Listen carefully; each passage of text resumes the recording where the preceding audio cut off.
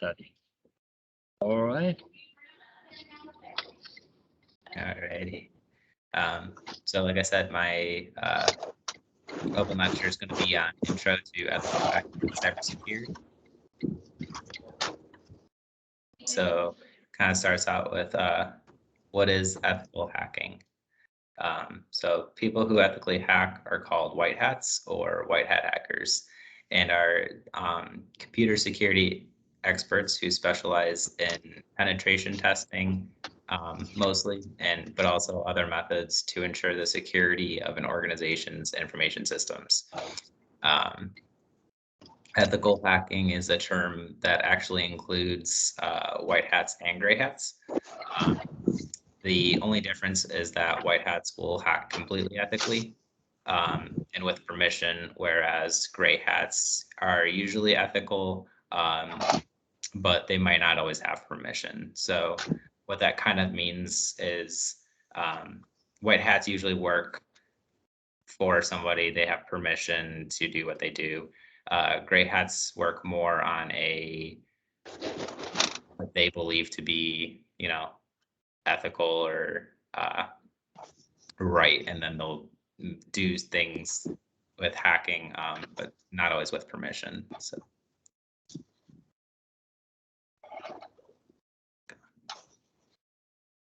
what does a white hat do? Essentially, white hats will work with or for companies, businesses. Yeah. Question. Mm-hmm. So ethical hacker mean is a good person? Yeah. You think about like ethics, That's the like determining what's right and wrong. So they use like almost like more morals. Like it's not like black hat is you would hear that and like usually like you hear them in like movies and stuff, and it's like the bad guys. So they like spread viruses and hack to steal information and stuff like that.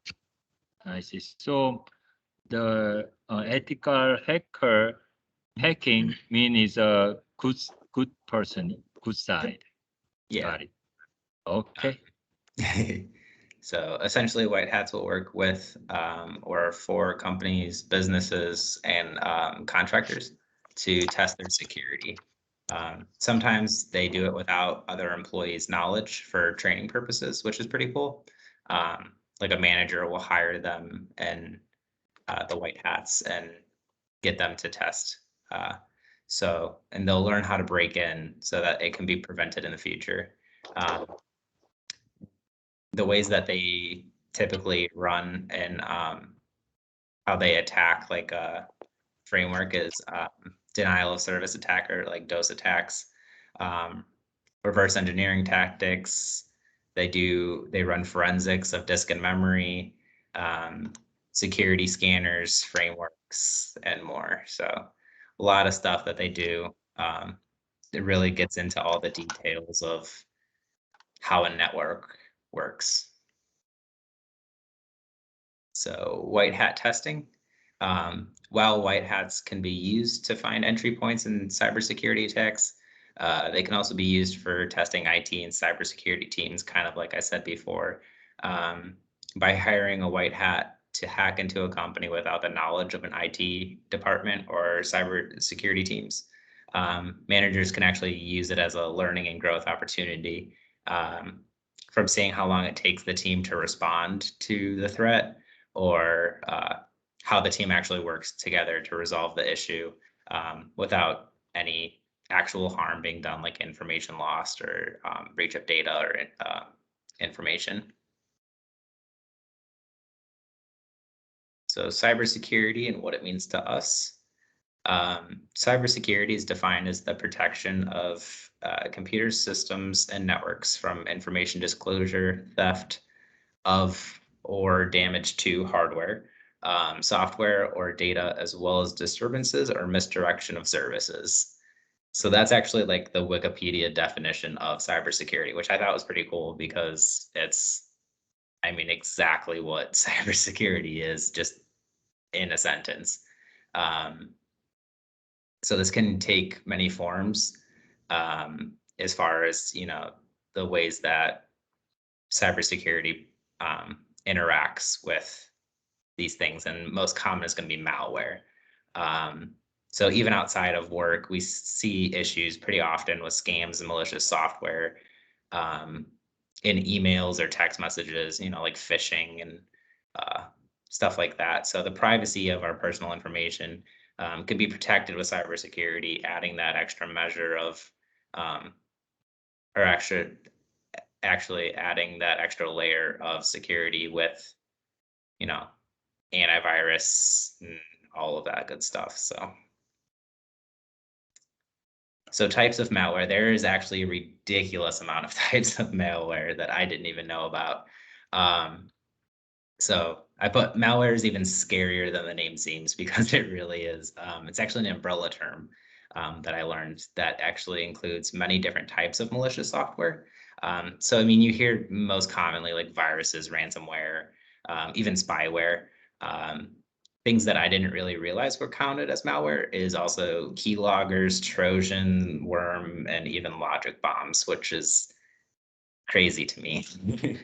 um, so a quick rundown for like if anybody doesn't know what those necessarily are. Trojans are like if you got an email that says, "Oh, you won this massive vacation, like click here to redeem your prize." It leads you on like a Trojan horse essentially, and that's what it's named after. It kind of like leads you into this false sense of safety and like you got this reward or something like that, and then you got viruses. Um, and the other one I didn't know was logic bombs, and that's actually a code that um, somebody would leave maybe in their work so that if they ever got fired from a company or something were to happen, it can be triggered by that action and just delete all of the information, which can be massive to destroying company's information and the security of and safety of that information. Um, so all of these are used in different ways to steal, corrupt, or destroy information. um, so there's four fundamentals of cybersecurity. They're very basic fundamentals, but I don't think people really think of them this way. But to simplify it, into four main principles. First one's going to be govern. So identifying risks when they appear, knowing, hey, yep, that's a phishing email, and that's a keylogger, and making sure that you know what is what and stuff like that.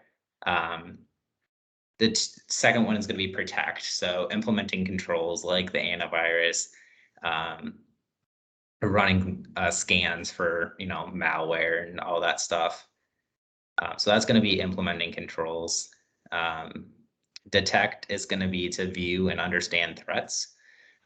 So when those instances do occur, because we all know they do, somebody clicks on the email and you get the virus, and it's like, okay, so we're going to see what the virus is and we're going to understand it. So like, what is it doing to our system?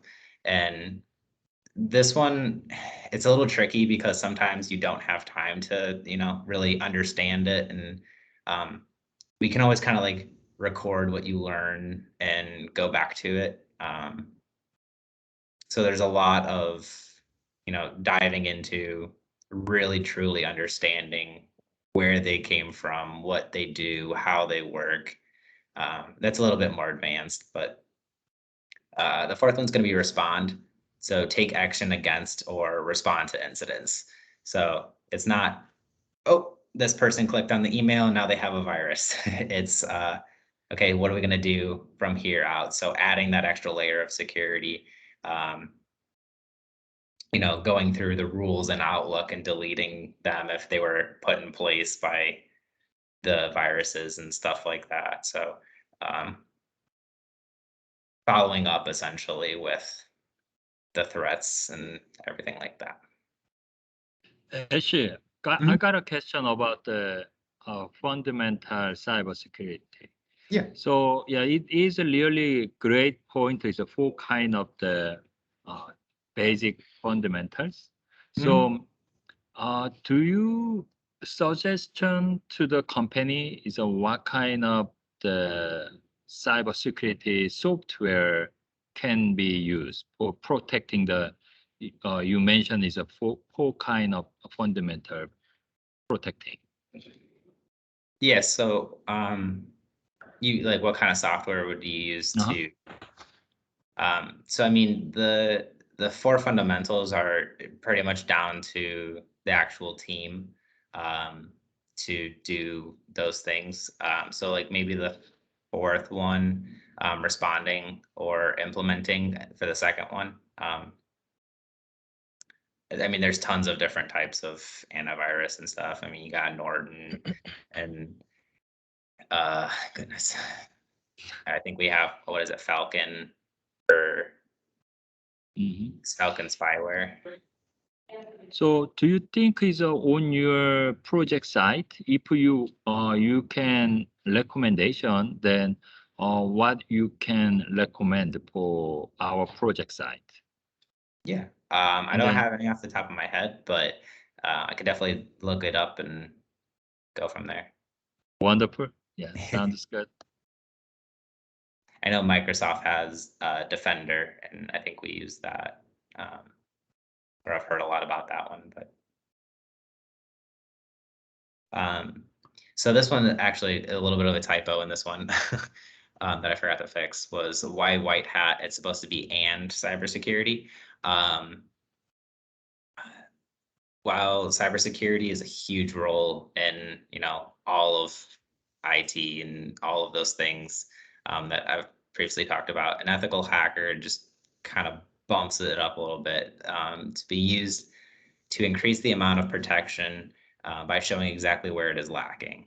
So I thought that was a interesting sentence in and of itself, that it's saying you have security, but to have this extra test to keep testing that security. So it's not just, we're good, like we have this software. It's like, okay, so let's test that software. Let's get somebody out here that will test it without actually doing any harm, that so we can know where we can need to implement new things and get controls over certain stuff. Um, So by hiring a white hat to attack, it will allow businesses to see safety issues without worrying about the information loss or the crisis of something as severe. So, you know, um, they might send some emails with some fake phishing ads and stuff, and it'll actually have a log of everybody who clicks on it. So it's not just where are we at with the safety. It's also pinpointing, the exact area of, oh, well, 30% of customer service just clicked on that email that looked like it was suspicious. So, okay, maybe we have a conversation with customer service about not clicking on emails and stuff. So there's a lot of information that a white hat can do that isn't really usually covered by basic cybersecurity. Um, so IT is an ever-growing industry, which means security will be too. Um, as many people in IT know, it is truly an ever-growing field. New technologies being released every day. We will always be learning something new. Um, Even without the new technologies, it's always something different. Um, New cases, new issues that people are having. With that comes the same ever-growing issue with cybersecurity. There will always be the black hat hackers, the versions of malware, the viruses, and many issues that come with all of those. So, like the information loss and all of that. Um, as a part of an IT team or a cybersecurity team, we have to also be prepared for all of that in every situation. Any questions or comments? That's all. Wonderful. I got a quick question. Mhm. You know, we have a lot of attack from the outside. There is a sending to us the phishing email and spam and Trojan and Mhm. bomb email and then ransomware. There is so many kind of, even though we don't know there is what kind of there, but there is a attack to our employees and our customer. Right. So do you have any idea or suggestion for the, internally white hacker he's sending to the employee for the testing and then testing purpose?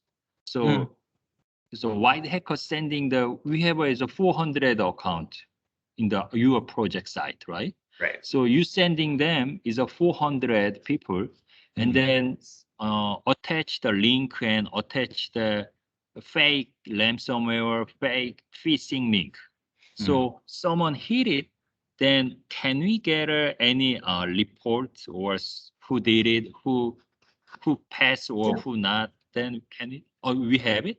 We can do. Yeah, yeah.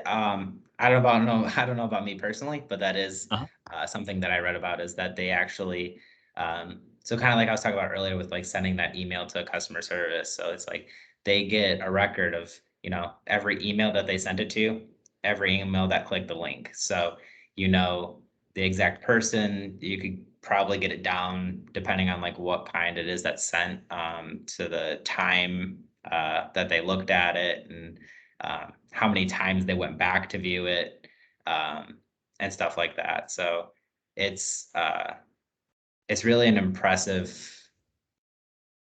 extra layer of security. I mean, usually like cybersecurity is in of itself like really important, but like hiring a white hat to give you that exact information will make it so much more secure because it's not just sending it to your employees and saying, okay, who's clicking on spam. It's also testing your networks and your Wi-Fi security softwares and like everything they can do. Like, I mean, I'm sure there's different ones for you know different kinds of things, but that's pretty much what I've seen to be the base of what they do is testing a lot of stuff. So even like DOS attacks, so distrib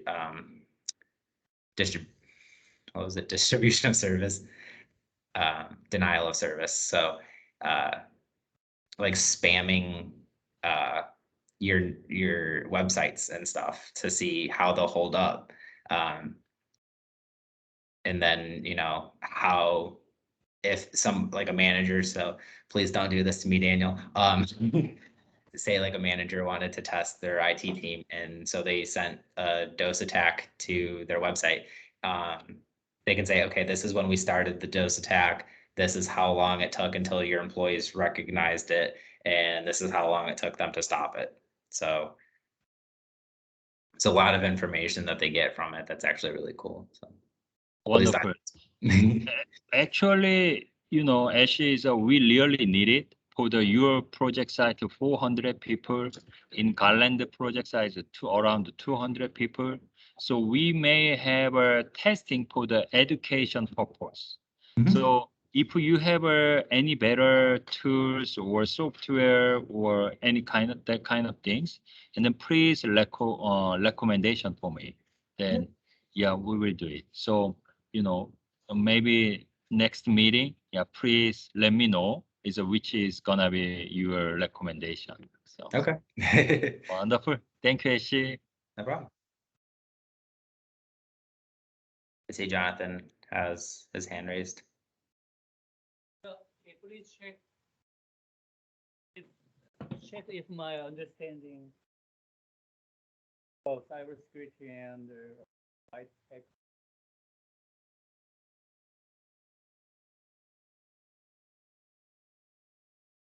understanding cyber kind of cyber attack. White I think you're cutting out a little bit. I can't quite hear you.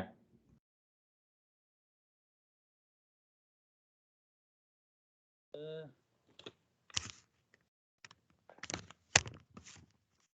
Can you hear me? Yep. Okay, can you check my understanding if it is correct or not? Mhm. From my understanding, cyber security sounds like to me is uh, kind of defensive approach to cyber attack, and Mhm. then and white echo or ethical echo it sounds like proactive approach to cyber attack. Is it correct?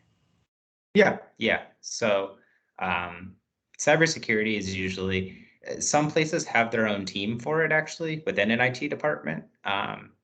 And then some places the IT team is the cybersecurity team. So it's uh it's kind of like a position, but also I don't know how to describe it.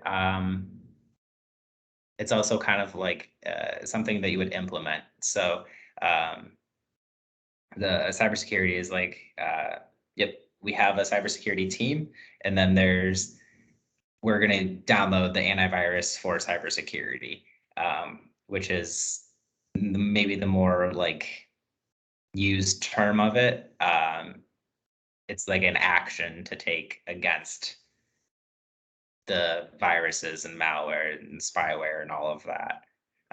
Whereas the white hacker, it's going to be the actual person that's going to be doing the testing. So the fake links and fake emails, all of that stuff that's being sent. Um, so does that kind of make sense? Or Yeah. Yeah. okay, Thank you. yeah, yeah, absolutely. All righty. Well, anything else I can help you guys with? Any questions or comments or fun facts? How the company wait,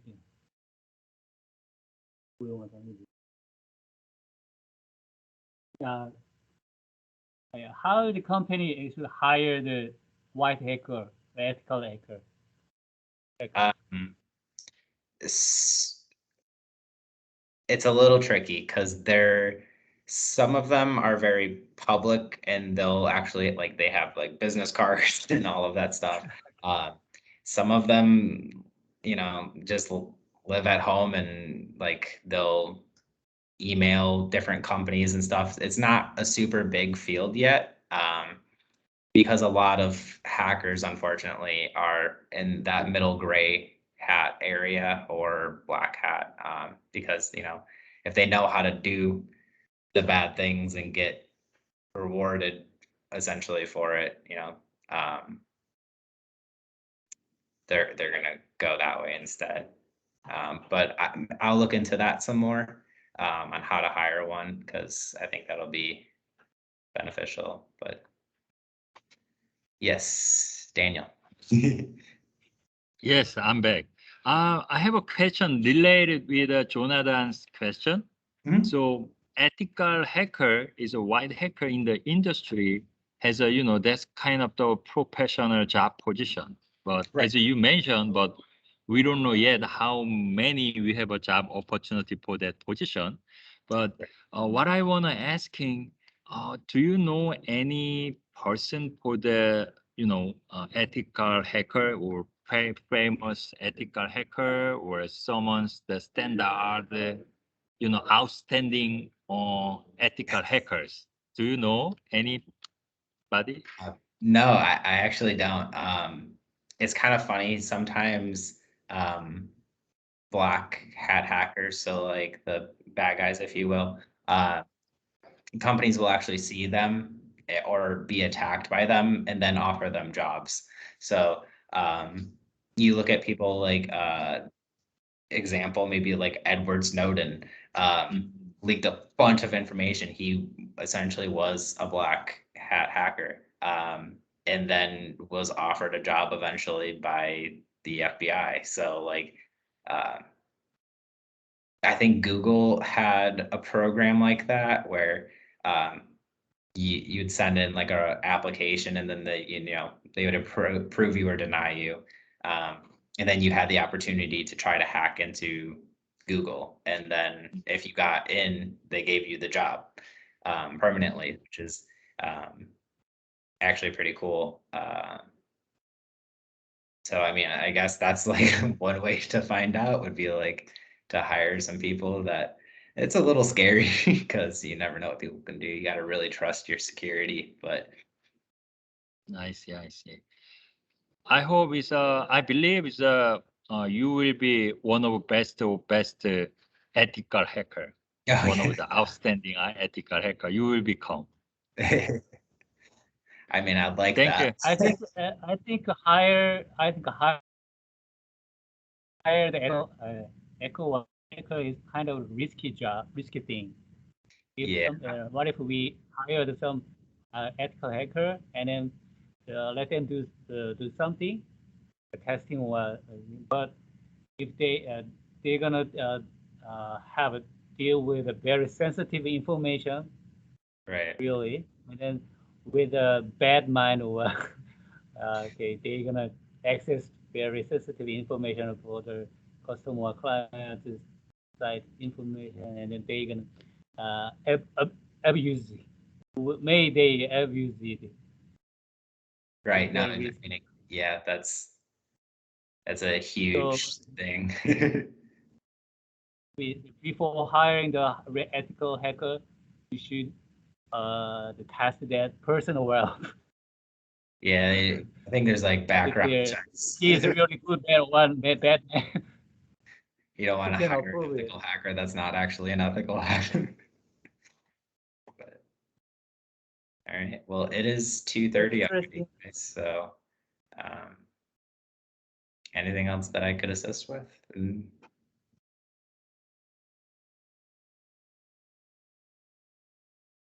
No. Yeah, Mark, you have any question or comment for the Ash? No, I'm fine.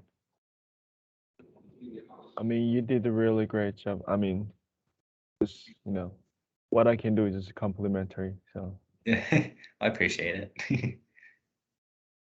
All right. Well, everybody have a great weekend, and see you on Monday. Thank you, Ash. Happy Friday. Bye. Bye.